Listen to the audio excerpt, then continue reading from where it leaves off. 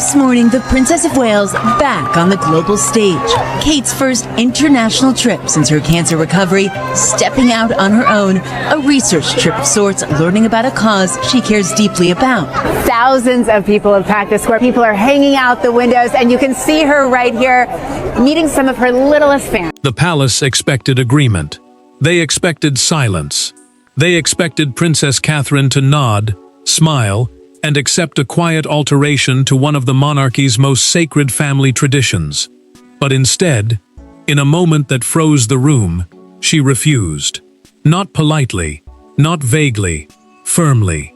And with that single decision, the royal christening tradition became the center of a private storm no one inside the palace could ignore. Before we go deeper into what this really means for the royal family, make sure to subscribe so you don't miss a single update.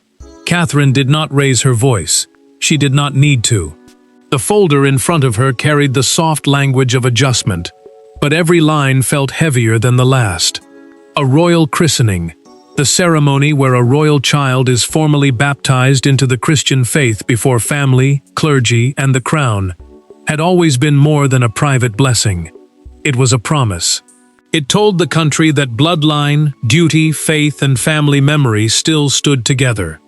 Yet this proposal tried to change the guest protocol, the ceremonial order, and the family role structure for the next christening.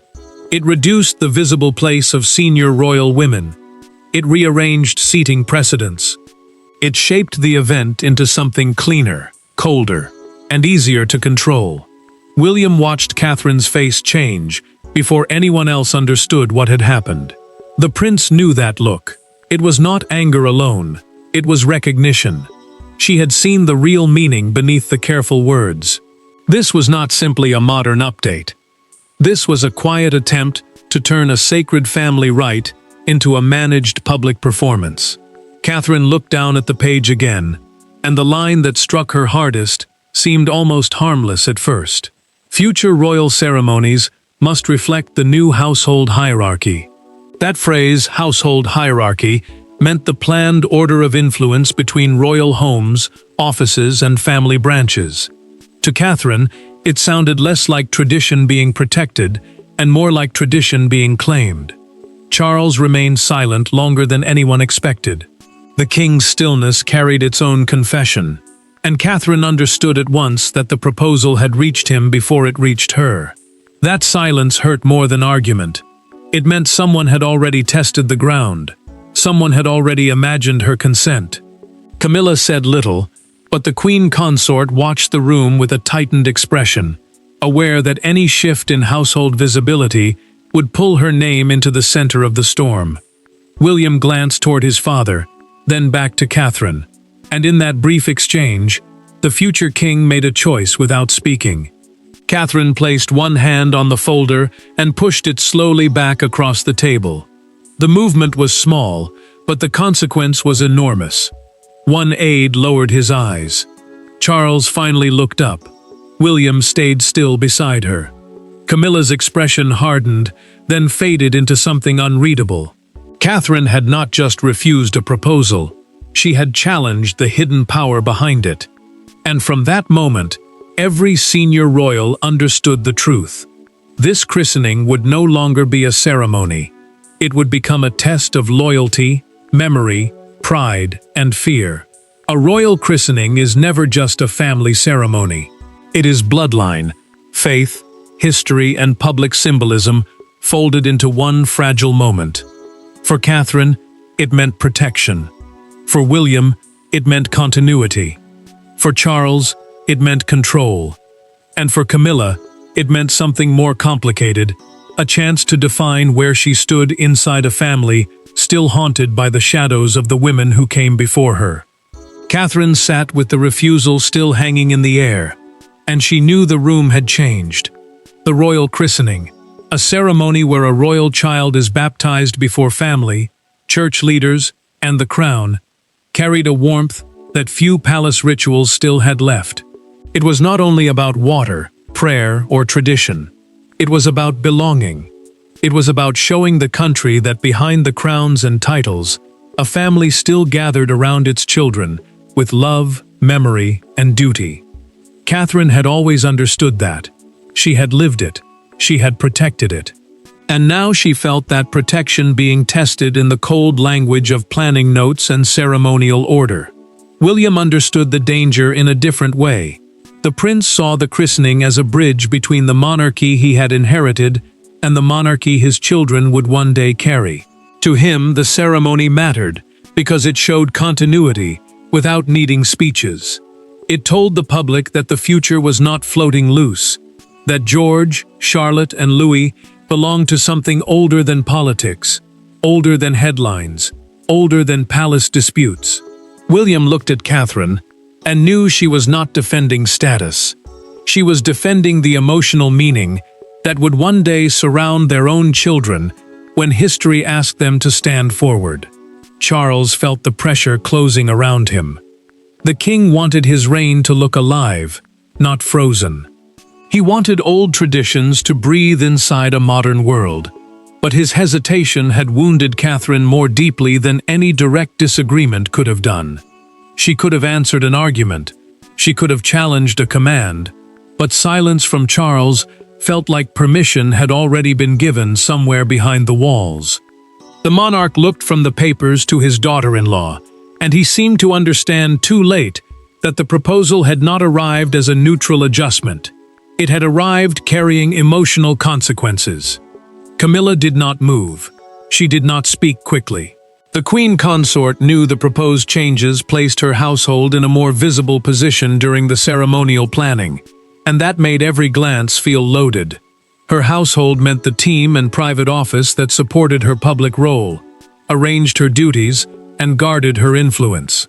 Catherine had not accused Camilla openly, but the queen consort could feel the suspicion collecting around her name. That was the pain of the moment. Even silence sounded political. Even stillness looked like strategy. Camilla's place inside the family had always been complicated, and now the christening had turned that complication into a quiet test. Sophie noticed what others tried not to see. The trusted confidant watched Catherine carefully and understood that this was not a simple reaction to a planning document. This was a reaction to power moving under the surface. Anne noticed it too. The Princess Royal recognized the phrase household hierarchy almost immediately, and her expression sharpened as though an old warning had returned. Sophie kept her eyes on Catherine. Anne kept hers on the papers. Both women understood that the wording did not merely describe a ceremony. It rearranged meaning. William stayed behind when the room began to empty. Chairs shifted. Papers were gathered. Charles left slowly, carrying the weight of a decision he had not fully controlled. Camilla moved away with her face unreadable, but the queen consort knew the room had not cleared her. Catherine remained still, and the prince waited until the last aide had gone before he spoke. His words were quiet, but they cut through everything. This proposal had been shaped long before she ever saw it, and that single suspicion pulled the family backward, toward the private incident that first turned a christening plan into a battlefield. The breaking point did not begin with the formal proposal. It began weeks earlier, during a quiet rehearsal inside the palace chapel, when one small change exposed a much larger plan. Catherine noticed it first: a chair moved, a name removed, a role reassigned. It looked minor to everyone else, but to her, it was the first visible crack in a tradition she had promised herself to protect. Catherine stopped before the seating cards, and for a moment, she said nothing. The palace chapel, the private worship space used for sacred family ceremonies inside the royal household, should have felt calm. Instead, it felt arranged. Too arranged. Her traditional place, the position meant to honor the mother within the future monarch's line, had been moved behind a newly created royal household grouping. That grouping meant a planned cluster of royal offices and family representatives placed together to show rank, visibility, and influence. Catherine understood the message at once. This was not a chair. This was a signal. William saw her expression change, and the prince moved closer without asking why. He knew Catherine well enough to recognize the difference between shock and hurt. She was not wounded because someone had moved her place. She was wounded because the meaning of motherhood had been quietly reduced inside a ceremony built around a child. The line of succession, the order that decides who inherits the crown, was supposed to give the christening emotional weight. Yet the new arrangement made that sacred line feel like an afterthought. William looked from Catherine to the cards, and his jaw tightened. He understood now. This had become personal. It had become sacred. It could not be dismissed. Anne turned sharply when a chapel aide let the wrong words slip. The aide, nervous and trying to explain, said the arrangement had come from the senior household office. That office meant the private administrative center, where powerful royal staff shape schedules, ceremonies, and internal decisions before the family sees them. Anne heard the phrase and immediately looked toward the door, as if the true author of the change had just stepped into the room without entering it. Catherine heard it too. William heard it. And suddenly, the rehearsal no longer looked routine. It looked like a test run. Sophie studied the altered order with quiet alarm. The trusted confidant did not interrupt at first, but later, in a private conversation described in a documented palace account prepared for family review, she told Catherine exactly what she had seen. Sophie said the rehearsal looked less like tradition being updated and more like influence being rearranged in public view. That warning mattered, because Sophie rarely spoke carelessly. She understood soft power. She understood how a ceremony could be changed without a single public announcement. Catherine listened, and the trusted confidant's words settled heavily over what she already feared. Catherine looked once more at the moved chair, the missing name, and the reassigned role. She did not cry. She did not argue. She simply understood. Someone had already tested the proposed changes before she had approved them. Someone had assumed her silence before asking for her voice. William stood beside her, and the prince knew from her stillness that a decision had already been made. By the time Catherine walked out of the chapel, the refusal was no longer a reaction. It was a promise.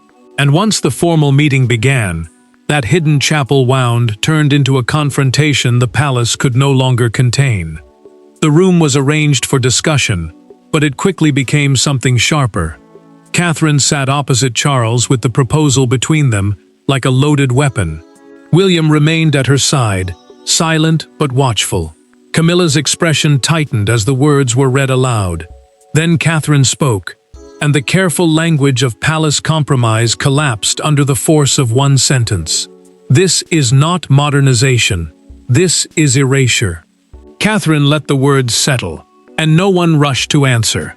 The closed family meeting, a private gathering where senior royals discuss sensitive decisions before anything reaches the public, had been called to secure final approval for the christening proposal. A christening proposal meant the written plan for the ceremony, including who would attend, where each person would stand, and which royal roles would be shown most clearly.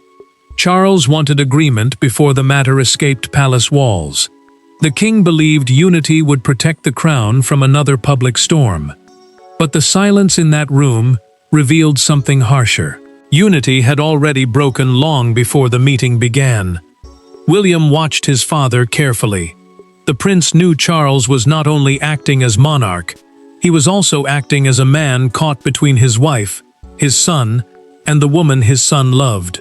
Catherine kept her voice controlled, but emotion moved under every word. She said tradition could change. She said the monarchy could breathe. But she would not accept change that stripped the soul from a sacred family ceremony. William heard the pain beneath her calmness, and the future king understood that she was not defending a chair, a title, or a place in a photograph. She was defending meaning. Camilla felt the accusation land even though Catherine never named her.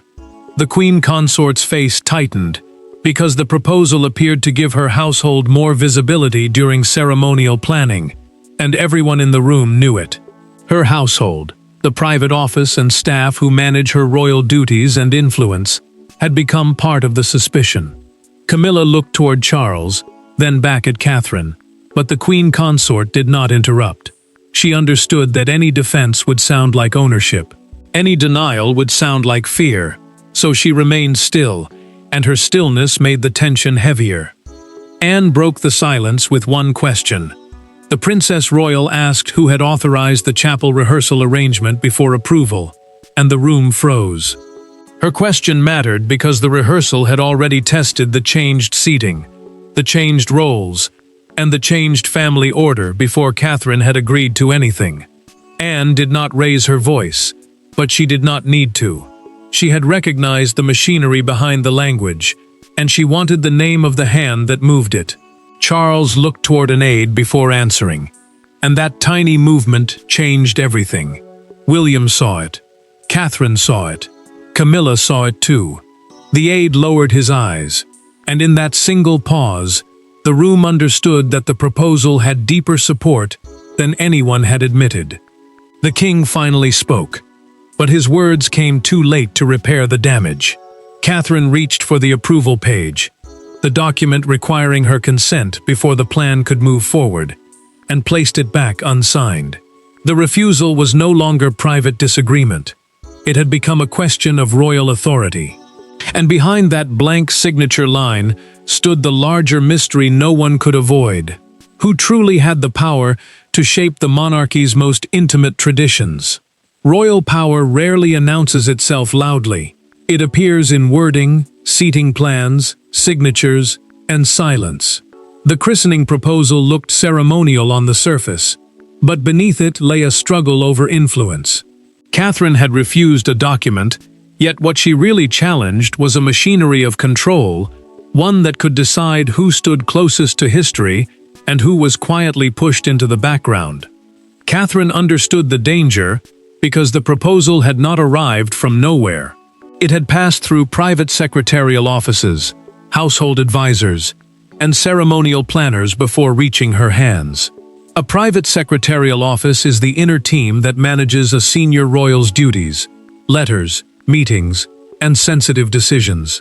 Household advisors are the trusted officials who shape how royal homes work behind closed doors. Ceremonial planners are the people who arrange royal events in exact order, from seating to timing to who appears beside whom. That mattered because by the time Catherine saw the paper, many people had already touched it, softened it, polished it, and moved it toward approval. Charles felt the pressure tighten around him as the room waited. The king picked up his pen, then set it down again, because he knew every choice would wound someone. If he defended the old order, Camilla's household would feel exposed. If he pushed the new version forward, Catherine would feel betrayed. The monarch was not only balancing ceremony, he was balancing marriage, fatherhood, kingship, and the future of the crown.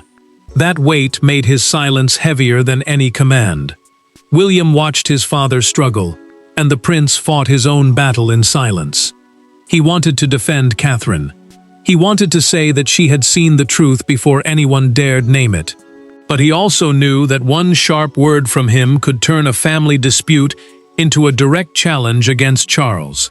The future king had to protect his wife, without making the king look weak. That was the cruelty of the moment. Love pulled him one way, duty pulled him another. Then the hidden phrase returned like a warning bell. A senior courtier, speaking in a private interview recorded for an internal palace account, admitted that the proposal had been designed to rebalance visibility among royal households. That phrase meant giving certain royal offices and family branches more public presence, while reducing others in subtle ways. Catherine's fear was confirmed. This was not about making a christening smoother. This was about deciding whose influence would be seen, whose role would be softened, and whose place near history would be quietly moved. Anne found the second blow. The Princess Royal discovered that the chapel rehearsal version matched an earlier draft Catherine had never been shown. That earlier draft was not a rumor, not a misunderstanding, but a previous written version of the plan, with stronger changes already built inside it. Anne compared the wording, line by line, and her anger sharpened because she understood what it meant. Someone had tested the future before asking the woman most affected by it. William learned about the earlier draft and stopped holding back. The prince requested the full paper trail, meaning every version of the proposal, every note, every approval mark, and every office that had passed it forward. Catherine did not celebrate. She knew the truth would come with a cost. Charles knew it too. The king looked older in that instant because the fight had moved beyond one unsigned page. The machinery had been challenged. The hidden hands were about to be seen. But before the paperwork could reveal everything, the emotional fallout began, and the first person to feel it was Charles. After Catherine's refusal, the palace did not erupt. It contracted. Doors closed. Voices lowered. Footsteps slowed outside private offices. Charles returned to his desk with the rejected proposal in hand, but he did not read it again. He simply placed it down and stared at the signature line Catherine had left blank. In that empty space, the king saw the cost of a divided family. Charles felt the sting before anyone spoke his name. The proposed christening changes were frozen at once, meaning no advisor could move forward with the altered ceremony, guest order, or family role structure until every instruction had been checked again. A ceremonial instruction is the written direction that tells palace staff exactly how a royal event should unfold, from seating to timing to who stands where. That mattered because royal ceremonies survive on certainty. Once the planning stopped, everyone inside the palace understood that Catherine's refusal had not been a small objection. It had stopped the machinery. Catherine knew the silence outside the room did not mean peace. It meant calculation. Palace staff had been told not to discuss the matter publicly, but the sudden pause said enough. Calls were delayed. Draft schedules were pulled back. Notes were rewritten with careful hands. The refusal mattered because it exposed a deeper wound. When tradition and authority collided, trust had not held. Catherine had expected disagreement, but she had not expected to feel so alone inside a ceremony built around family. Camilla withdrew after the meeting, and the queen consort carried the weight of a controversy she had not openly claimed. She sat alone for several minutes after her door closed, aware that her name would be linked to the changes whether she defended them or not. That was the cruel part. Her household had been given greater visibility in the proposed plan, and now every whisper would circle back to her. Camilla understood that silence could protect her, but silence could also make her look guilty. The queen consort had gained nothing from the room, except suspicion. William received the confirmation that changed the shape of the fallout. The prince was told through a documented internal account that the earlier draft had included even stronger changes to ceremonial visibility. Ceremonial visibility means how clearly each royal person or household is shown in the order of a public or private royal event. William read the account once, then again, and his anger became colder. Catherine's refusal no longer looked like resistance. It looked like protection. The future king realized she had stopped a version of the ceremony that could have quietly reduced the emotional place of his family line. Sophie warned Catherine with the kind of softness that made the words more dangerous. The trusted confidant told her, in a private conversation later summarized in a family briefing note, that some inside the household were already framing her as difficult rather than principled. Catherine absorbed the warning without flinching, but it hurt. She had defended the soul of the ceremony, and already the story was being twisted into pride, stubbornness, and personal offense. Sophie saw that pain and did not look away. The trusted confidant knew Catherine needed truth more than comfort. Catherine finally understood what had to happen next. She could not let advisors define her refusal. She could not let silence turn protection into defiance. William was waiting behind the next closed door, carrying his own questions, his own anger, and his own fear of what this meant for their future. Catherine moved toward that conversation, knowing it would strip away every palace phrase and every careful excuse. And in that private exchange, the story stopped being about ceremony and became about the future they were willing to defend together. Away from advisors, away from palace language, away from every carefully polished explanation, Catherine finally let the weight of the moment show. William closed the door behind him, and for the first time since the refusal, neither of them spoke like public figures. They spoke like parents, like partners, like two people who understood that one altered tradition could become the beginning of something far larger. Catherine stood in the quiet and let the truth come out slowly. She told William the chapel rehearsal had not felt like a mistake. It had felt like a warning. The planning freeze, the pause placed on every ceremonial decision after her refusal, had stopped the altered christening order from moving forward.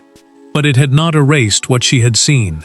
A christening order means the planned sequence of roles, seating, movement, and family placement during the ceremony. Catherine knew that order mattered because it told the family, the church, and the country who stood closest to the child, the crown, and the future. William listened without interrupting. The prince understood that Catherine was not afraid of change itself. She was afraid of change without honesty. Their conversation centered on one painful question. Was defending tradition the same as resisting the future, or was it the only way to protect the heart beneath the ceremony? William knew the answer before she finished speaking. The monarchy could modernize its language, its work, its public face. But if it started treating family meaning as decoration, then the crown would become colder than the people could bear. Catherine admitted what had hurt most. She said the chapel rehearsal made her feel as though motherhood, memory, and duty had been rearranged without consent. Not removed loudly, not attacked openly, just moved, softened, lowered, and made smaller. William saw the pain behind her control, and the future king reached for the words carefully. He told her the refusal had not weakened the monarchy. It had reminded everyone that tradition must still carry a human heart. Catherine looked at him then, and for the first time since the meeting, her expression softened. William saw the small card before she explained it. Catherine had kept the altered seating card from the rehearsal, folded carefully and hidden away, not as proof of insult, but as proof that the change had begun before approval. That detail mattered. It showed the proposed order had already been tested in practice, not just discussed on paper. William took the card and understood its power. It was tiny, almost forgettable, yet it carried the entire story. Someone had moved Catherine's place before asking for her permission. Catherine did not ask him to fight for her. She asked him to understand why silence would be dangerous. William did.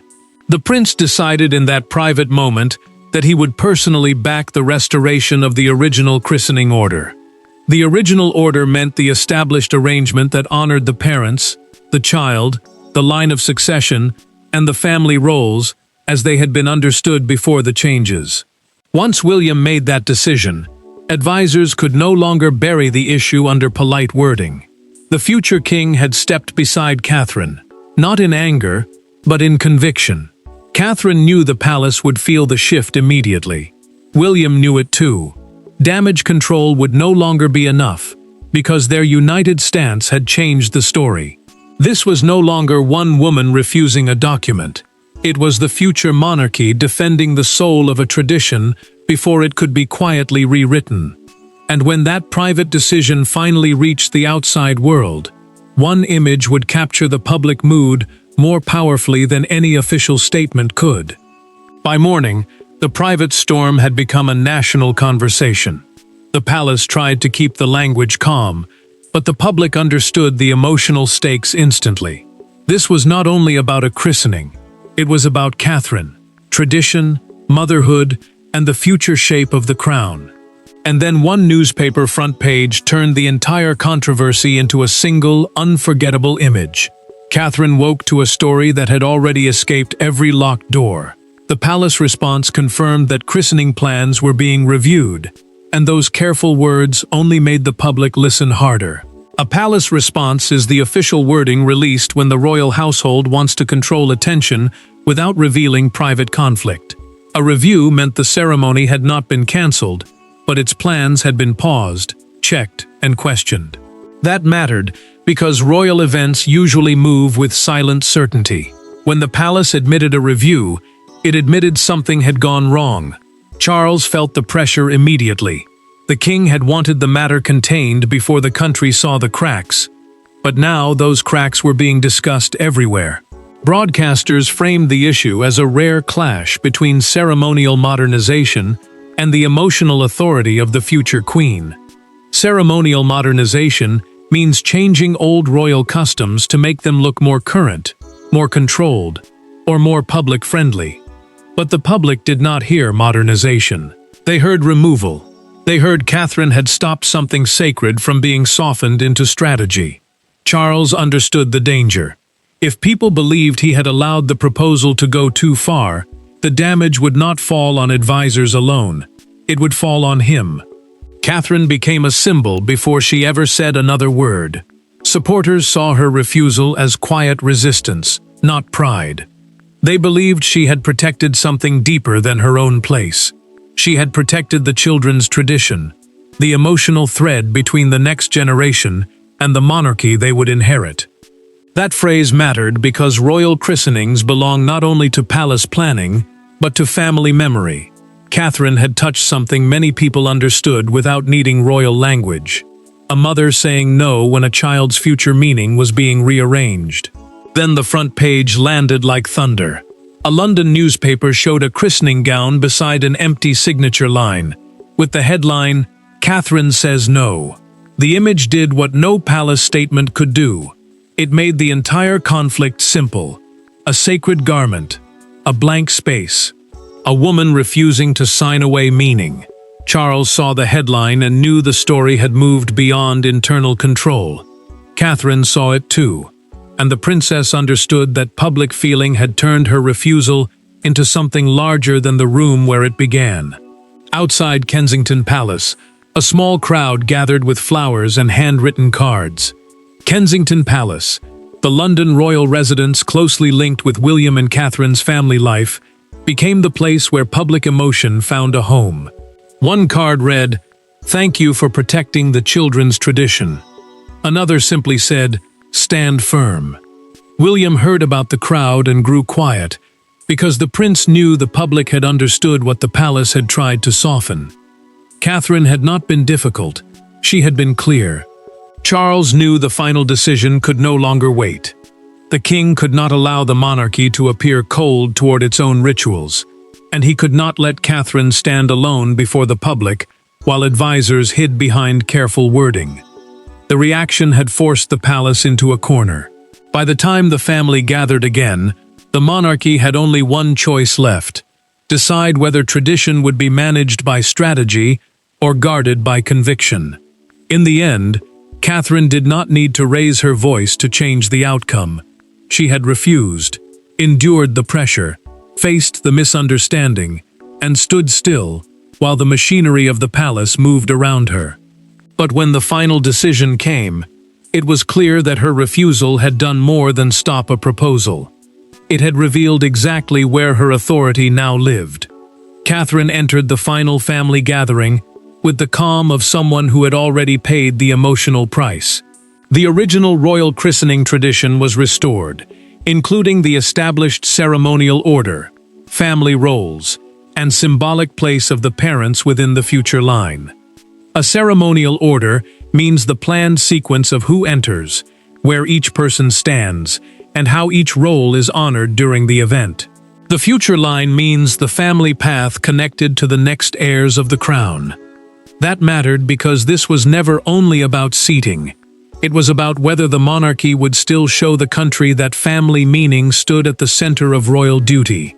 Charles accepted the restored plan with visible heaviness. The king had not lost authority in a loud public battle, but he had been forced to face something harder: the emotional cost of controlled modernization. Modernization means changing old customs so they feel current. But Catherine had shown him that change without care could wound the very people meant to carry the future. Charles looked at the restored order and understood that the crown could not survive by polishing tradition until all feeling disappeared. The monarch had wanted unity.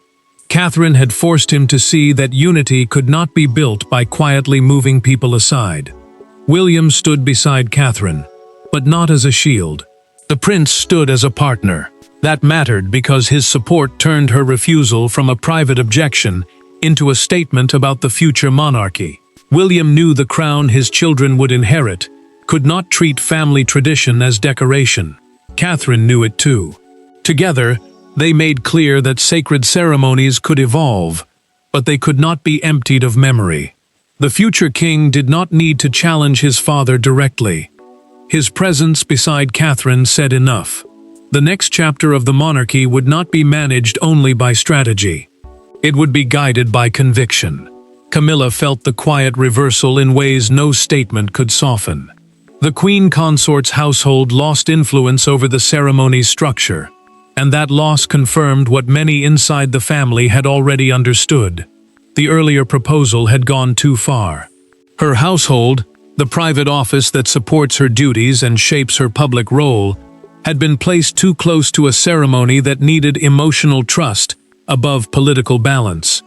Camilla did not protest. She understood that any resistance would only deepen the wound. The queen consort had been reminded that visibility gained through pressure can disappear through principle. Anne's support became decisive behind the scenes. The Princess Royal had defended precedent, meaning the long-standing example from the past that guides how royal decisions should be made today. Her argument gave Catherine's refusal the weight of royal memory. Anne had seen too many traditions altered for convenience, and she knew this one had to be protected. Catherine did not stand alone, because the Princess Royal made sure the family understood what was at stake. This was not stubbornness. This was guardianship. Catherine left the room changed in the eyes of the monarchy. She was no longer merely expected to follow royal tradition. She had become one of its guardians. Charles understood it. William honored it. Camilla accepted it. Anne had helped prove it.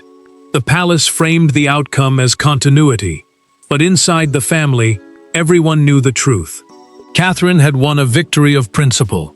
Final verdict. Catherine's refusal was not rebellion, it was protection. And the royal family understood that the future of the crown would be safest when its traditions still had a heart. Thanks for watching. Please don't forget to like and subscribe, and we will see you in next one.